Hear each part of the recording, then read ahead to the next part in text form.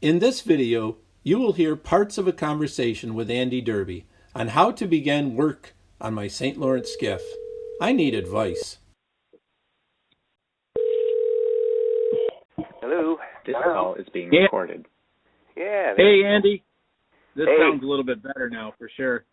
Ah, good deal. So I'm on with Andy Derby, and he doesn't know what the subject of this call is, so he's kind of coming into this cold.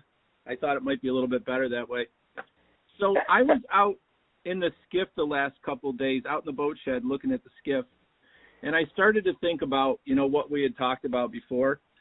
And I started to think, okay, we have a skiff that we don't know the maker, so it's not anything that belongs in a museum or anything like that, correct?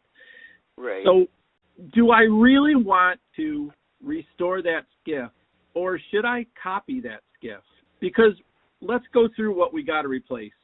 Right. The keel's got to be replaced. Yeah. The garboard and at least the next strake up, and there's only 7 strakes on the side. And the shear strake is gone at the top where it's pinched between the other boards. That's all broken off.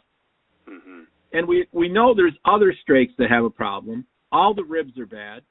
Right. And the combing was rotted when I tried to take it off. That's junk. And so other than that stem in the front on the one end, what am I saving? Well, that is often the case. Yeah.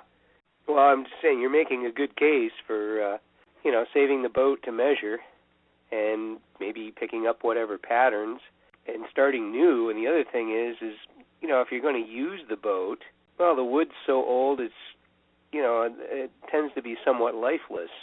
Yeah, am I going to run into a problem pretty quickly when I start using this boat hard? Well, you might.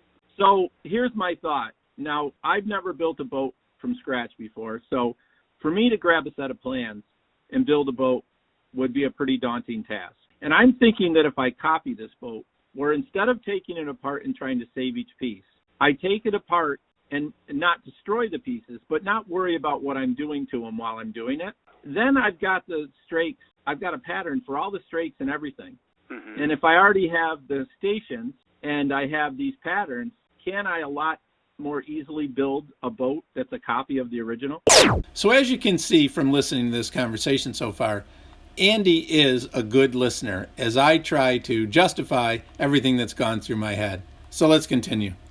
Well, yeah, I don't know about it being a lot easier. It'll be different, but when you're done, you'll have something that doesn't have a bunch of old steel fasteners in it, and so on and so forth. So, when you're done with it, you'll have a boat that's good for a whole lot of years, that's strong and seaworthy. Sorry for the interruption, but this bonus video is being brought to you by the Wooden Boat Experience Tool Campaign on bonfire.com. Have you checked it out, Spec? You can get your own Wooden Boat Experience t-shirt like this one or a sweatshirt by going to the link in the description below this video. Now let's rewind and get you back to where you were before you were so rudely interrupted. Yeah, and that's, I'm adding up the bad column.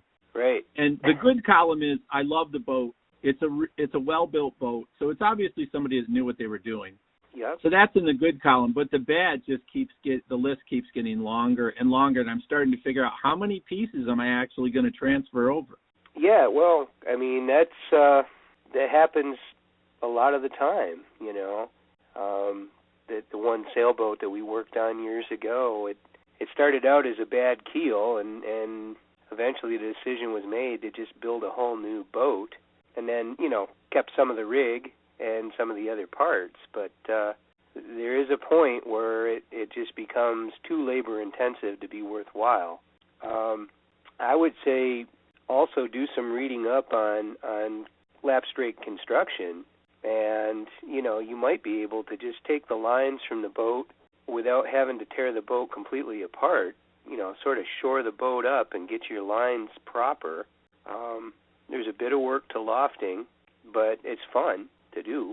So that's where we stand right now. And next week, Andy's going to spend a couple hours with me looking at the boat, and we're going to make a plan. Oh, and by the way, he's got a motor that he wants to sell. So let's take a look at that. I'm just going to read from Andy's email. The engine belongs to a friend of his who's had it for years but has never run it. He got it from an older gentleman in Old Forge, New York, who once used it on a barge, which is why the pulley is on the output shaft. It can easily be removed and replaced with a proper hub. It also has a gear reduction unit, but he's not positive of the ratio. Also, even though the engine will roll over, he's repeating again, it hasn't been started in many years and should be considered a project in its own right. But he believes it's a solid example of its type, 25 horsepower, and parts are still available. So that's it. $400 is the price.